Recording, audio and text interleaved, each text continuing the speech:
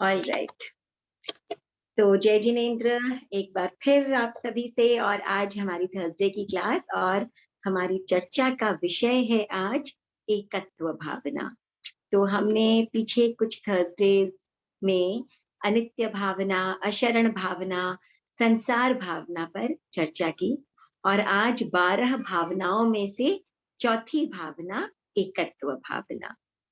तो आप अकेला अवतरी मरे अकेलो होय, यूं कब हूँ इस जीव को साथी सगा, न कोई किसी का साथी सगा, न कोई।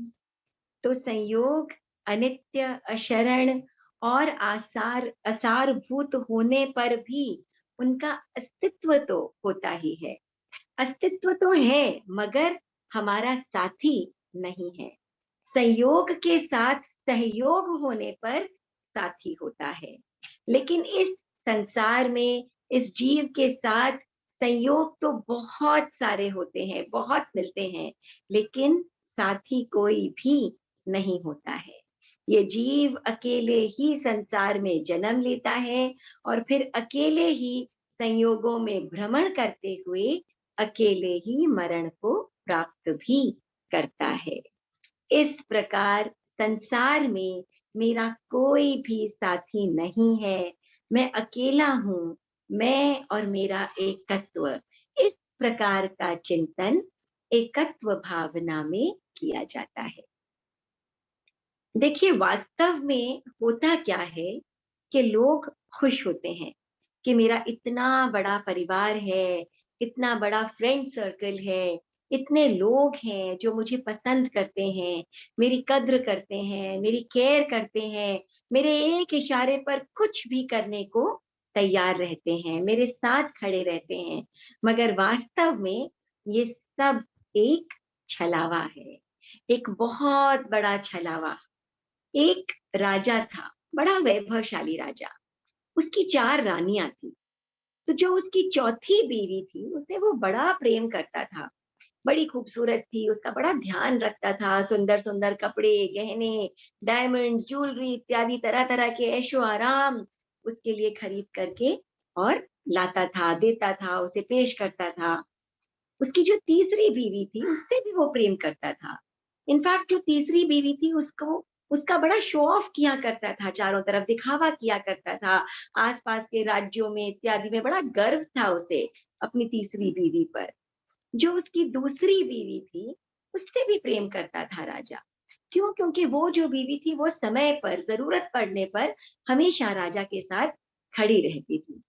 लेकिन जो पहली बीवी थी वो पुरानी हो चुकी थी, बड़ा पुराना सा रिश्ता था उसके साथ में।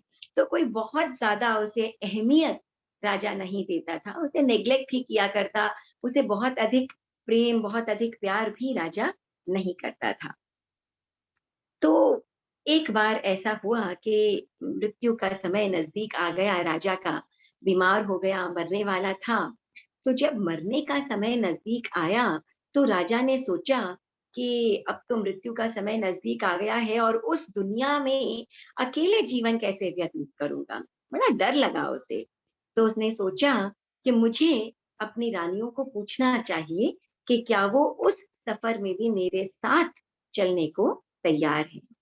तो वो सबसे पहले अपनी सबसे प्रिय बीवी, चौथी बीवी, चौथी पत्नी के पास जाता है और कहता है कि मेरे मरने का समय पास आ गया है, नजदीक आ गया है, क्या तुम मेरे साथ मरोगी, क्या तुम मेरे साथ चलोगी?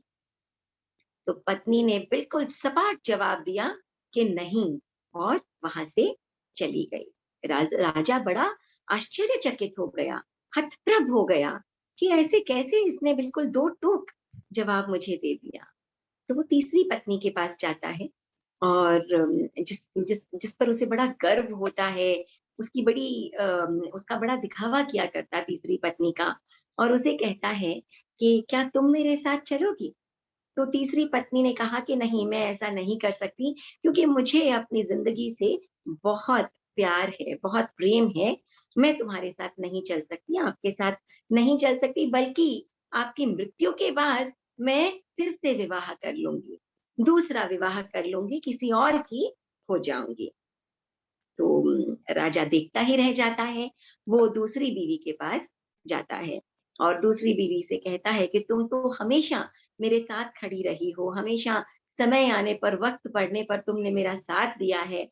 क्या इस बार तुम मेरा साथ नहीं दोगे? क्या तुम मेरे साथ नहीं चलोगे? तो दूसरी पत्नी ने कहा कि राजा जी, इस बार मैं आपकी कोई मदद नहीं कर सकती हूँ। मैं आपके साथ नहीं चल सकती हूँ। हाँ, आपकी अंतिम यात्रा की तैयारी मैं ज़रूर कर दूँगी। जितने भी रीति-रिवाज़ हैं उन्हें मैं ज़रूर निभाऊँगी। आपके साथ आपकी अंतिम यात्रा में, आपकी क्या, इस शरीर की अंतिम यात्रा तक मैं साथ ज़रूर निभाऊँगी, साथ चलूँगी, लेकिन इसके आगे इस बार मैं आपकी मदद नहीं कर सकती हूँ, मैं आपके साथ नहीं जा सकती हूँ। तो राजा बड़ा दुखी हुआ, तीनों ही रानियों ने साथ चलने से इनकार कर दिया, अपनी असमर्थता ज़ाहिर कर दी। तो राजा दुखी ही था कि पीछे से एक आवाज़ आई। ये पहली पत्नी की आवाज़ थी। उसने कहा कि मैं आपके साथ चलूँगी। आप जहाँ भी जाएँगे मैं आपके साथ चलूँगी, मैं आपको अकेला नहीं छोड़ूँगी। राजा बड़ा शर्मिंदा हुआ और उसे लगा कि मुझे अपनी इस पहली पत्नी की ओर अधिक ध्यान देना चाहिए था, इसकी कद्र करनी चाहिए थी, इसे समझना चाहिए था। तो लेकिन अब शर्मिंदा होने से क्या फ़ायदा? जीवन रहते मैं कुछ कर सकता था इसके लिए, लेकिन अब तो अंत समय आ गया, अब क्या? तो बिल्कुल इसी राजा की तरह ही हम सब की भी, हर एक व्यक्ति की ये 4 पत्नियाँ जीवन में होती हैं। जो चौथी पत्नी है, जिससे कि राजा बहुत प्यार करता था, वो हमारे इस शरीर के समान होती है। ये शरीर चौथी पत्नी होता है, ये मन, इंद्रियाँ, इनके लिए व्यक्ति क्या कुछ नहीं करता। सुंदर-सुंदर कपड़ों, गहनों से इन्हें सजाता है, साजो-सज्जा का सामान इनके ऊपर लगाता है, इन्हें सुंदर बनाने के लिए क्या-क्या नहीं करता है। तो ये जो शरीर, मन, इंद्रियाँ, ये वो चौथी पत्नी है जिसके ऊपर सबसे अधिक व्यक्ति जो है वो अपना मोह उड़ेलता है, अपना प्रेम उड़ेलता है। और जो तीसरी पत्नी है, वो है घर, गाड़ी, ज़मीन, जायदाद, गहने, कपड़े, ये जितने भी पोज़ेशंस हैं, जितनी भी ये सब चीज़ें हैं, ये तीसरी पत्नी के समान है, जो दूसरों के सामने इन्हें दिखाने में, अपने ऐशो-आराम को दिखाने में, इन सब चीज़ों का दिखावा करने में व्यक्ति को बड़ा आनंद आता है। और जो दूसरी पत्नी है, वो कौन है? वो हमारे रिश्तेदार, नातेदार, मित्र, जिनके जिनके ऊपर हम विश्वास करते हैं, जो हमारे साथ समय आने पर खड़े रहते हैं, ये वैसे होते हैं। लेकिन जब मृत्यु का समय आता है, जब ये आयुष्य समाप्त होता है, तो इन तीनों में से कोई भी साथ नहीं चल पाता, ना ये शरीर, ना ये घर, ज़मीन, जायदाद, धन, दौलत, कपड़े, गहने और ना ही हमारे मित्रगण, हमारे प्रियजन, हमारे पारिवारिक जन। और ये जो चौथी पत्नी है, ये हमारी अपनी आत्मा है, जिसके ऊपर हम बिल्कुल भी ध्यान नहीं देते। हमेशा से हम थे, हैं और रहेंगे, हमारी अपनी आत्मा हमेशा से रहेगी। लेकिन फिर भी हम इन सब चीज़ों में खो जाते हैं और ऐसा खो जाते हैं कि अपनी आत्मा को ही, अपने आप को ही, अपने सच्चे स्वरूप को ही हम भूल जाते हैं। तो वास्तव में यही सत्य है। हमारी आत्मा ही हमारी अपनी है, बाकी सब तो सिर्फ संयोग हैं, जिन्हें हम अपना मान बैठे हैं, हम अपना साथ मान बैठे हैं। एक गति, एक जीवन की यात्रा में संयोगवश कितने ही लोग मिलते हैं। किसी से अधिक घनिष्ठता हो जाती है, तो किसी से कम घनिष्ठता होती है। हमें लोग हमारे अपने, हमारे साथी लगने लगते हैं, दुख-सुख के साथी लगने लगते हैं, जीवन-मरण के साथी लगने लगते हैं। मगर क्या सचमुच कोई जीवन-मरण या सुख-दुख का साथी हो सकता है? आदमी अपने-अपने कर्म, अपने-अपने संस्कार लेकर आता है। अपने-अपने कर्मों के अनुसार अकेला, स्वयं, खुद अपने सुख और दुख का वेदन करता है। एक बच्चे को तकलीफ होती है तो माँ बहुत विलाप कर सकती है, आर्त ध्यान कर सकती है, लेकिन रत्ती भर भी, इंच भर भी अपने बच्चे की वेदना, उसकी तकलीफ को कम नहीं कर सकती है। लोग कहते हैं हमारा परिवार, हमारे मित्र बड़े क्लोज हैं, दुख की घड़ी आई तो हम सब मिल बांट कर सह लेंगे, हम मिलकर बांट लेंगे उन दुखों को। लेकिन क्या ऐसा हो सकता है? हम कैसे किसी को सुखी या दुखी कर सकते हैं? किसी की सांसारिक मदद भले ही कोई कर दे या साथ खड़ा रहे, लेकिन किसी की वेदना तो, सबकी वेदना तो अपनी अपनी ही होती है, और अपनी अपनी ही वेदना सबको भोगनी पड़ती है। ना किसी के सर दर्द को कोई अपना बना सकता है, ना किसी और की बीमारी को, न किसी के घाटे को कोई अपना बना सकता है, ना अपनों के चले जाने के गम को कोई अपना बना सकता है। तो ना ही कोई किसी के जीवन को अपना बना सकता है, और ना ही किसी और की मृत्यु को अपना बना सकता है। लोग कहते हैं मेरी उम्र भी मेरे बेटे को लग जाए। कितना सुपरफिशियल स्टेटमेंट है। हम क्या किसी को मारेंगे और क्या किसी को बचाएंगे? कभी कभी प्रेमी या पति पत्नी ये भी कह देते हैं कि हमारा तो 7 जन्मों का साथ है। 7 जन्म ही क्यों, जन्म जन्म का साथ है। तो जन्म जन्म तक का साथ निभाएंगे, ऐसा वादा कर देते हैं। कैसी सोच है, कैसा भ्रम है ये। जीव अपने कर्म के अनुसार आता है, और अपने कर्म के अनुसार सुख और दुख को भोगता है, वेदन करता है, और अपने कर्म के अनुसार ही चला जाता है। साथ जीने मरने की भावना भाना, वास ऐसी भावना भाना भी वास्तव में आश्चर्य की बात है। जानते हैं ये जो साथ जीने मरने की भावना है, ये कैसी भावना है? कहाँ जीव एक साथ जीते मरते हैं? ये निगोद की भावना है। निगोद में जीव एक साथ जीते हैं और एक साथ ही मर जाते हैं। एक शरीर में अनंत अनंत जीव रहते हैं, और एक मुहूर्त में उत्कृष्ट 65,536 65,536 बार जन्म मरण कर लेते हैं। ये सूक्ष्म जीव जीते क्या है, जन्मते ही मर जाते हैं। ऐसे जो निगोद के जीव होते हैं ना, ये एक साथ जन्मते हैं, एक साथ मरते हैं, और ये भी कोई एक दूसरे का साथ नहीं निभा रहे हैं। ये अपनी श्वास लेते हैं, अपना जन्म लेते हैं, और अपनी ही मृत्यु को प्राप्त हो जाते हैं। तो हम क्यों ऐसी भावना हम भला क्यों इस प्रकार का जीवन पाना चाहेंगे? तो निगोद की भावना है। इस प्रकार का भ्रम हम अपने भीतर बिल्कुल भी ना पालें। कोई व्यक्ति कितना ही निकट, कितना ही क्लोज, कितना ही प्रिय क्यों ना हो, ये जो साथ जीने मरने की कस्में, वादे, साथ जीने मरने का भाव, इस प्रकार का भ्रम हमारे भीतर बिल्कुल भी कभी भी ना आए। ये संयोगवश इस यात्रा में हमारे साथ आए हैं, इन्हें संयोग ही समझ करके और आगे बढ़े। तो ये सब जिन्हें हम अपना मान बैठे हैं, साथी मान बैठे हैं, ये साथी नहीं केवल संयोग है। सभी इस गति, इस जीवन की यात्रा में साथ चलने वाले, संयोग से मिलने वाले लोग हैं। और अंततः साथ देने वाले या चलने वाले साथी ये नहीं है, नहीं हो सकते। ये बात हमें अच्छी तरह से समझ आ जानी चाहिए। तो एक्चुअल साथी कौन है? केवल हमारी आत्मा, हम खुद हैं। और ये बात जो व्यक्ति समझ जाता है, उसे न पाने की खुशी होती है, और न खोने का गम होता है। न उसे जिंदगी का लालच होता है, और ना ही उसे मरने का डर होता है। मगर कितने लोग हैं जो इस बात को समझ सकते हैं, जो इस बात को जान जाते हैं? विरले ही लोग हैं जो इस बात को समझ पाते हैं। जब एकत्व भावना की बात हम करते हैं तो आगमों में हमेशा जो है वो नमी राजर्षि की कथा का वर्णन किया जाता है।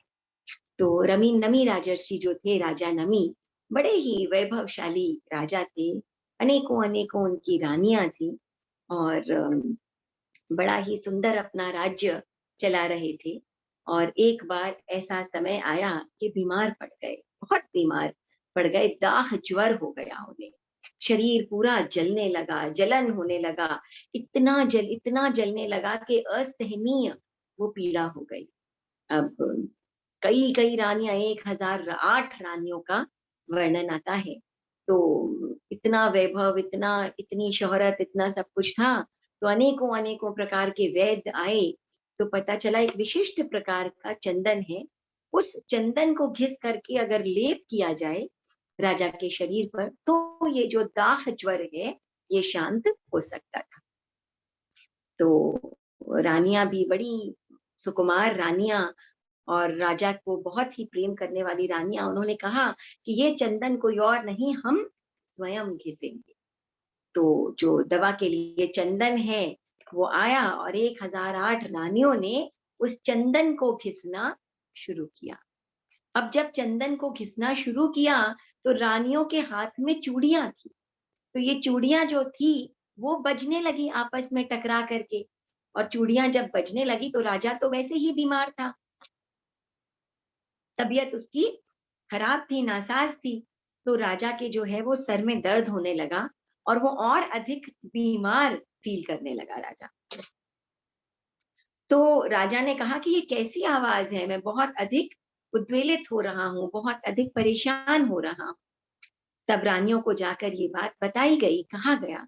तो रानियों ने कहा कि चिंता न की जाए, अब ये आवाज नहीं आई।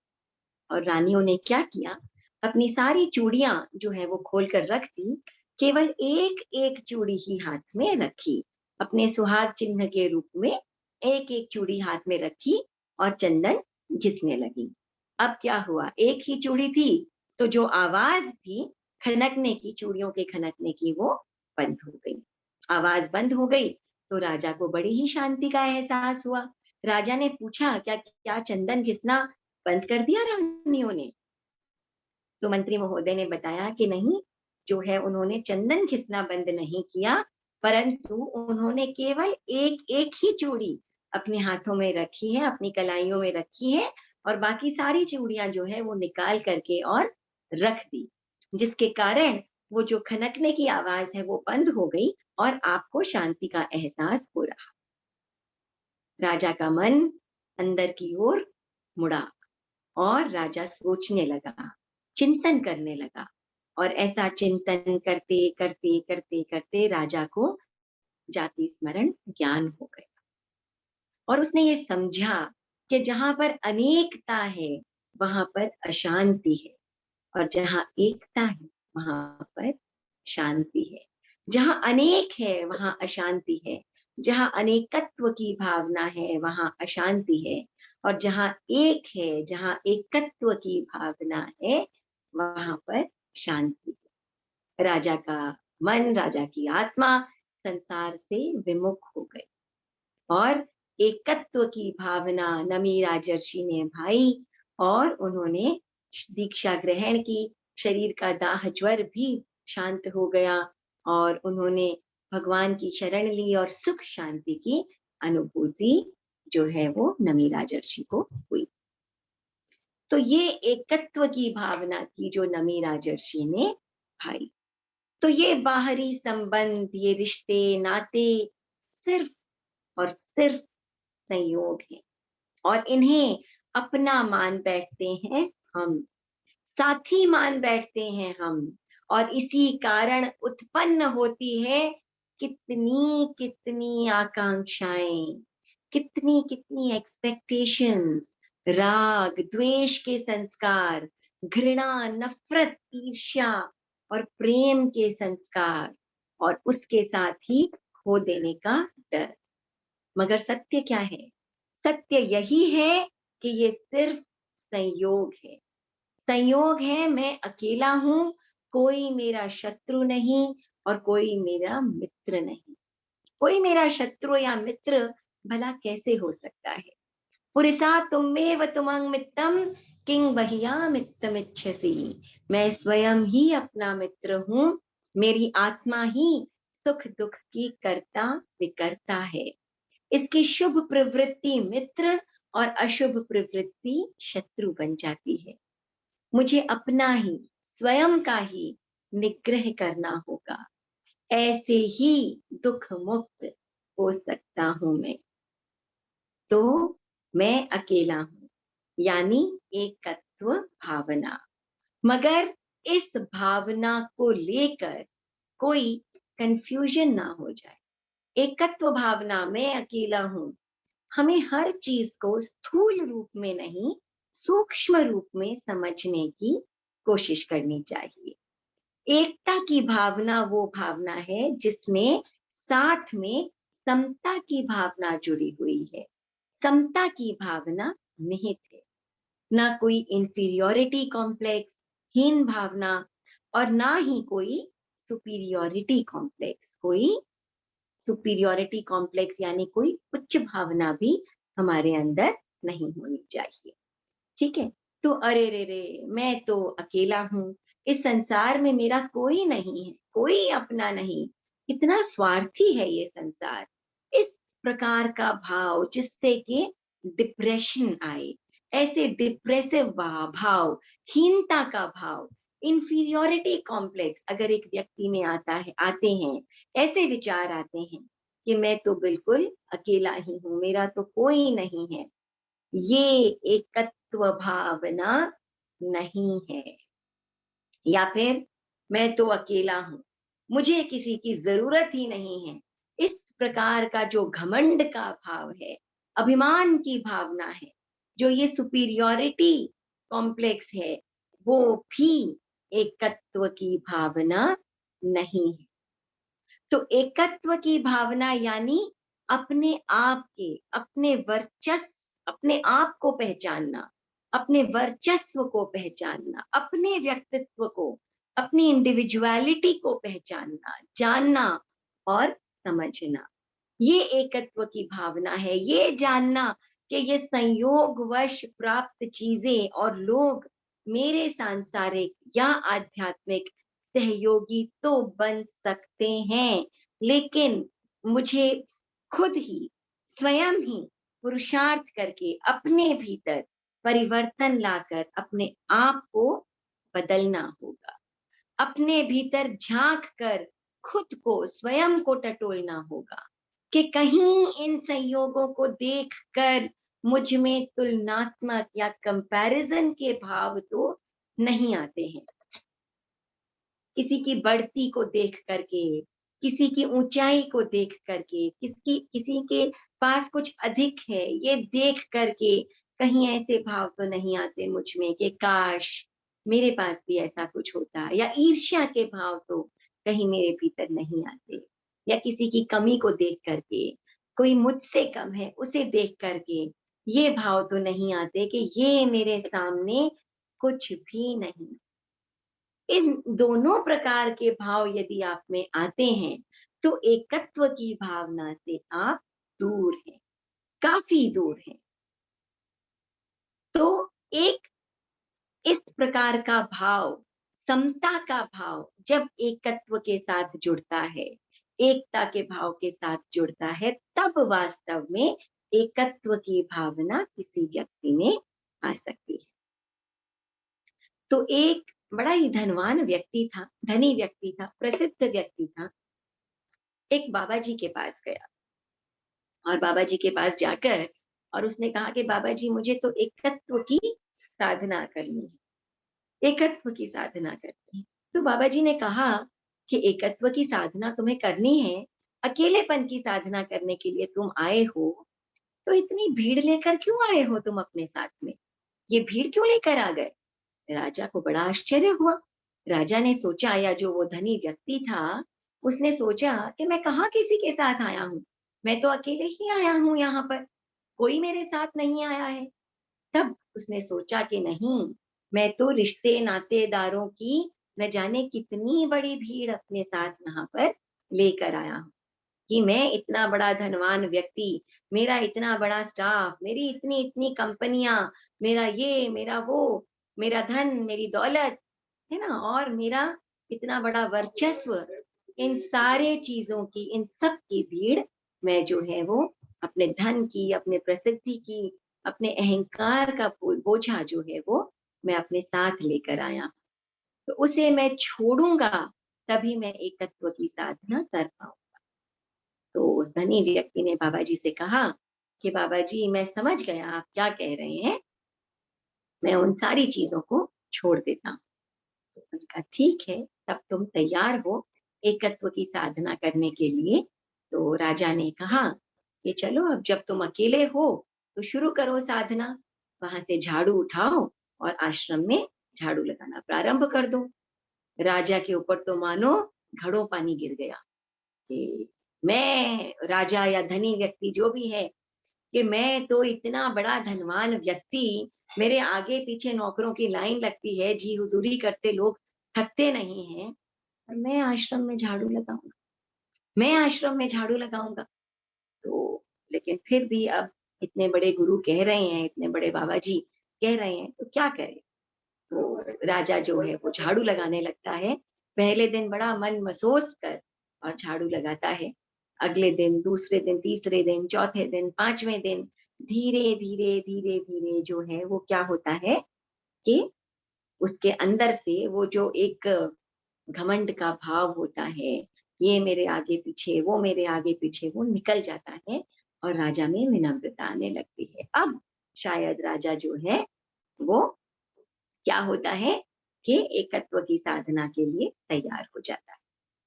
तब वो कहता है कि बाबा जी मैं बिल्कुल समझ गया, आप जो मुझे बताना चाहते थे कि अब मुझे समझ में आया कि वास्तव में ये सारे संयोग थे, कोई भी अपना नहीं है। तो बाबा जी ने कहा अभी काम पूरा नहीं हुआ। आज जितना भी कचरा, कूड़ा, करकट आश्रम के पीछे है, उन सबको एक टोकरी में भरो और जो है वो गाँव के बाहर जाकर, शहर के बाहर जाकर कूड़ेदान में डालकर आ जाओ। अब क्या हुआ?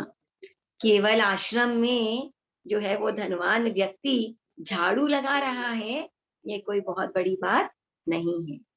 लेकिन कूड़े की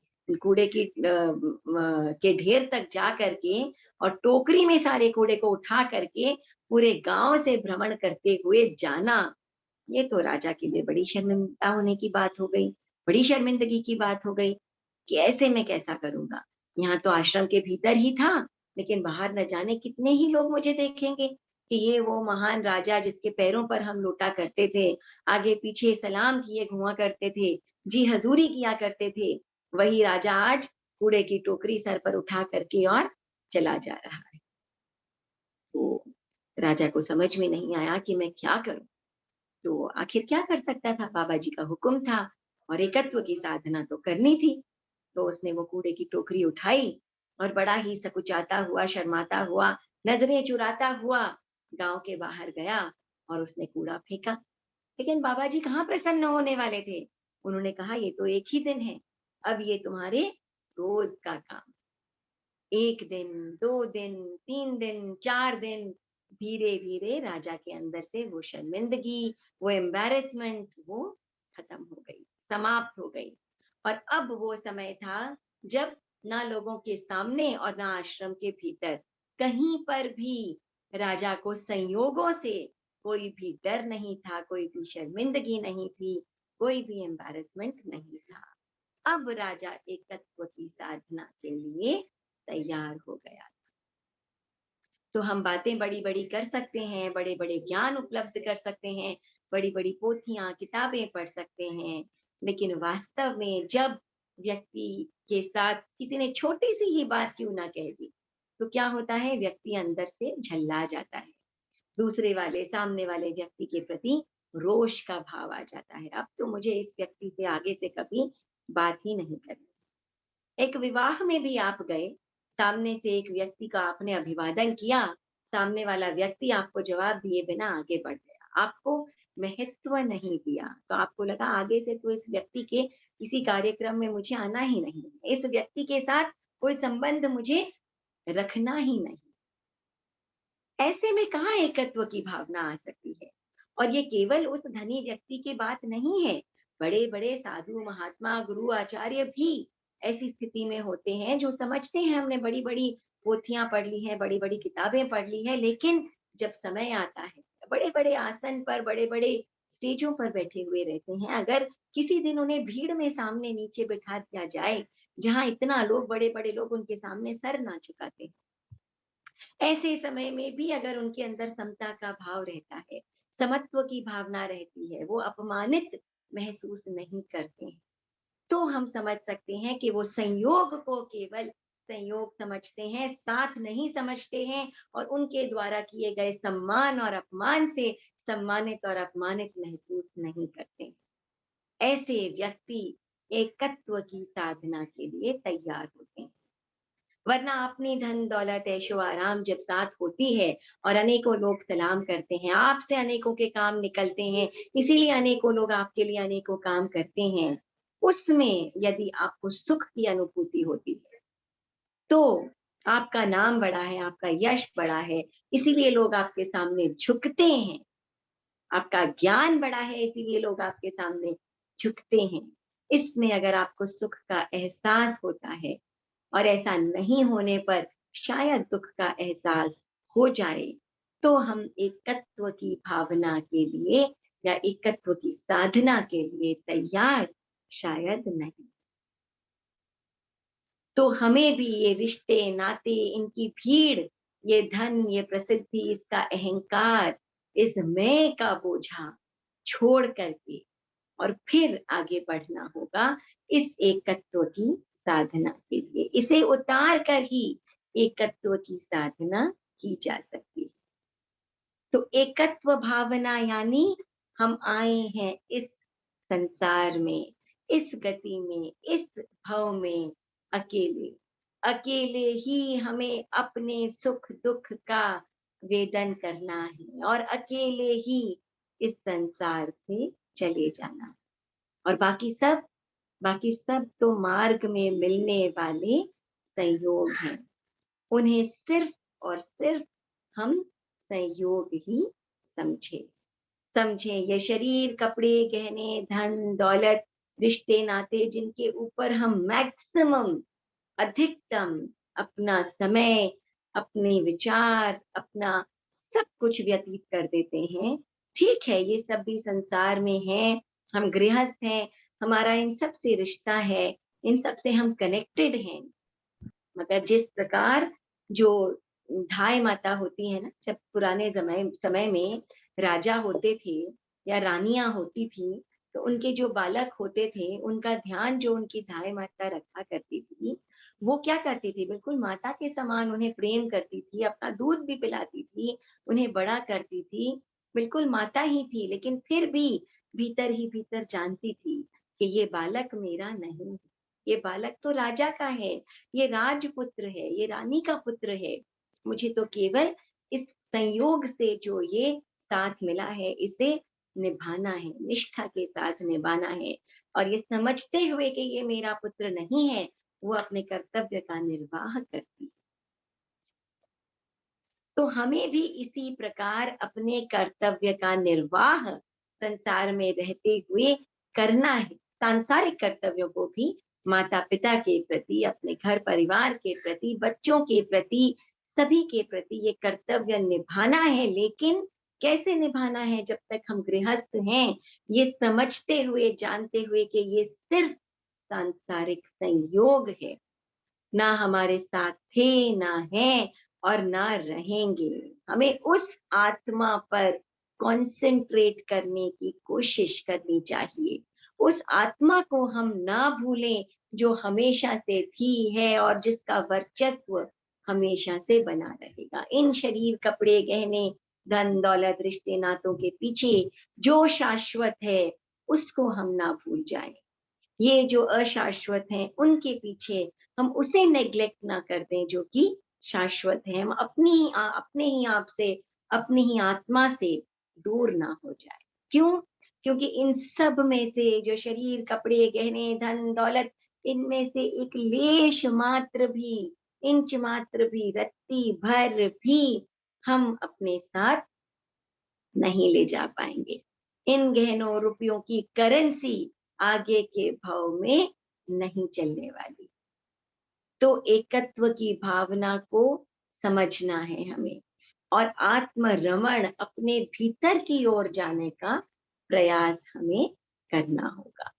और तभी धीरे धीरे हमारे अंदर परिवर्तन आएगा। एक दिन की हमने ये बात सुन ली या रोज रोज अगर अगर हमने कह दिया हाँ भाई हम तो एकत्व की भावना भाते हैं, हम तो एकत्व की भावना भाते हैं, केवल ऐसा सोच लेने से हम नहीं एकत्व की भावना को भा पाएंगे। समझना होगा भीतर से मैं अकेला हूँ। अकेला हूँ यानी ये आत्मा आई है अपने कर्मों को लेकर के स्वयं भोगेगी और अपने पर पुरुषार्थ से ही आत्मा की उज्जवलता की तरफ बढ़ेगी और ऐसे ही चली जाएगी। ये संयोग जो मिले हैं, ये हमारे कर्म निर्जरा के या कर्म बंधन के हमारे साधन या स्रोत बन सकते हैं, लेकिन वास्तव में पुरुषार्थ हमारा केवल अपना ही होगा।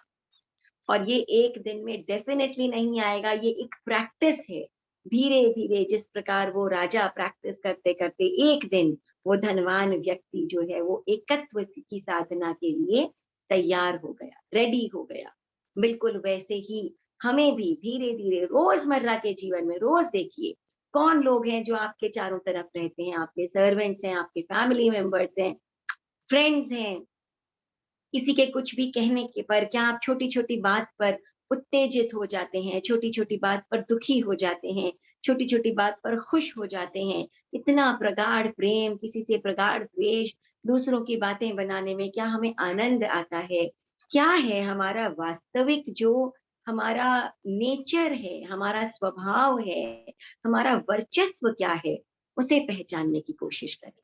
तो भीतर ही भीतर जब हम आत्मरमण करेंगे, ध्यान देने का प्रयत्न करेंगे अपने भीतर, तो हम समझ पाएँगे कि वास्तव में हम कितना पानी में हैं, कितने अनेकत्व में डूबे हुए हैं और कितने तैयार हैं हम एकत्व की साधना के लिए।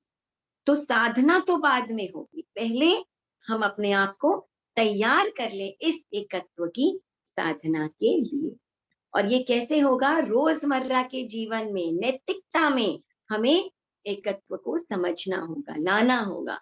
न जाने कितनी ही परिस्थितियाँ आएँगी, वो हमारे हाथ में नहीं है, लेकिन उन संयोगों में समता का भाव रखने की अगर कैपेसिटी हमारे अंदर है, तो हम एकत्व की साधना के लिए तैयार हैं।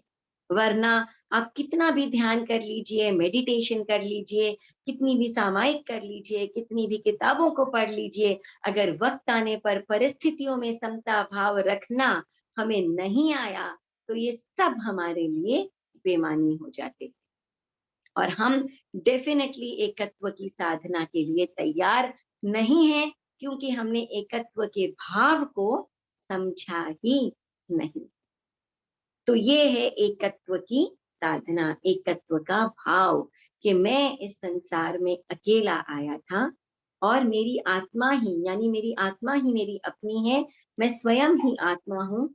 मुझे अपने बांधे हुए कर्मों को, सुख-दुःख को स्वयं ही भोगना होगा, निमित्त हो सकते हैं, लेकिन ये सब जो है वो मेरे अपने ही बांधे हुए कर्म हैं जिन्हें मुझे भोगना होगा और एक दिन इस संसार से अकेले ही मैं विदा हो जाऊँगा, तो मेरा समता भाव बढ़े, जिससे कि मेरे एकत्व की साधना सधे और यही आध्यात्मिक उन्नति का, आत्मा की उज्ज्वलता का सच्चा सूचक हमारे लिए होगा। तो केवल इसे एक एकत्व की साधना के ऊपर 12 भावना के ऊपर एक क्लास न समझ करके अगर हम अपने भीतर उतारने की कोशिश करें, इसे समझ करके प्रैक्टिकली जीवन में उतारने की कोशिश करें, तो एक दिन धीरे-धीरे हम एकत्व की साधना को साधना को साधने के योग्य हम शायद हो पाएँगे। तो ये थी हमारी चौथी भावना, एकत्व की भावना। अब मैं एक बार रिकॉर्डिंग स्टॉप कर देती हूँ।